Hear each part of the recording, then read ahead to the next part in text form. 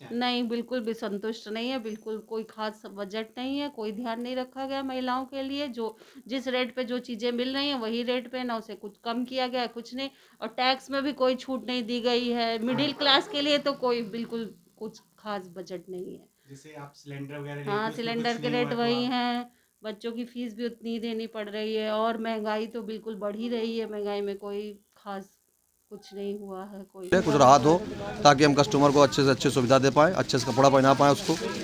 Customer व्यक्ति भी परेशान है, कोरोना काल से लेकर अभी तक कोई राहत नहीं मिल पा रही है। हम चाहते ये हैं कि कस्टमर को सुविधा मिले और हम लोगों को भी ये सुविधा मिले कि टैक्स में कुछ छूट रहे और परेशानी किसी तरीके ना हो, व्यापार चलता रहे। बाकी कपड़ा कह रहे हैं सस्ता होगा, तो सस्ते होने से क्या फायदा मिलेगा लोगों को? बिल्कुल फ़ायदा मिले, गरीब जनता को कम से कम बजट होगा उसका। वैसे हर बजट में परेशान है वो, कपड़ा हो, खाने पीने का आइटम हो, हर प्रोडक्ट में तो बढ़ोतरी हो जाती है। जो आम जनता को क्या चाहिए? आम जनता को चाहिए कि कम से कम कुछ आइटमों में उसको छूट मिले, जिससे उसका बजट कम हो। सैलरी बढ़ नहीं पाई, नौकरियां चली गई हैं लोगों की कोरोना काल देखते हुए, तो उस हिसाब से हम ये चाहते हैं कि कम से कम उसको ये राहत मिले, उसका बजट हो सके, किचन से लेके कपड़े से लत्ते से सामाजिक कार्य के लिए जो ज़रूरत की चीज़ें हैं वो कम से कम उसमें उसको छूट मिले, उसको राहत मिले। तो हम यही चाहते हैं। एज ए व्यापारी इस बजट को किस तरीके से सोचते हैं?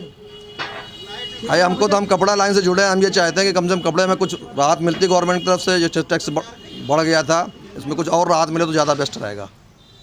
बजट से आपको कितना लगभग राहत मिल रही है?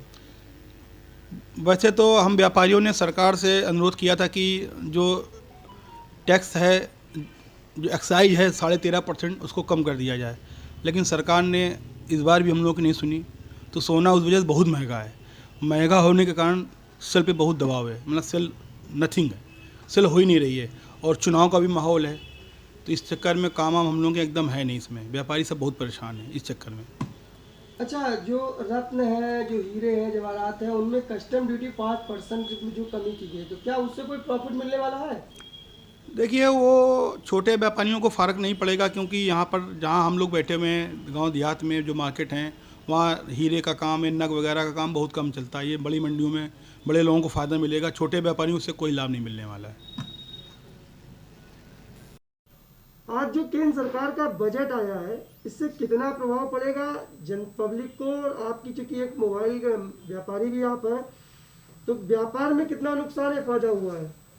देखिए, जो अब बजट आया है, इस बजट के यदि हम देखें तो जिस तरीके से सरकार ने मोबाइल एक्सेसरीज़ और मोबाइल के दामों में जो घटोतरी की है, ठीक है, उससे मतलब हमको कस्टमर की जो डिमांड है, ठीक है, कस्टमर की जो परचेजिंग है वो बढ़ेगी, हमारे पास कस्टमर हमारे पास आएगा, ठीक है। लेकिन इससे एक दूसरे नज़रिए से हम देखें एज ए व्यापारी, तो इसमें हमारा नुकसान भी है, क्योंकि हमने पहले से ही जो सामान है वो महंगे रेट पे ख़रीद के रख रखा है, ठीक है। लेकिन जो प्राइस डाउन का जो अभी आया है गवर्नमेंट की तरफ से, तो इसमें क्या है कि हमको कस्टमर हमसे उसी रेट में डिमांड करेगा, तो उससे हमें नुकसान भी है। जी, आंचल अरोड़ा। अच्छा, केंद्र सरकार का बजट आया है, आर्टिफिशियल ज्वेलरियां महंगी हो रही हैं, जी ऐसे में कितना प्रभाव पड़ेगा दुकान पर?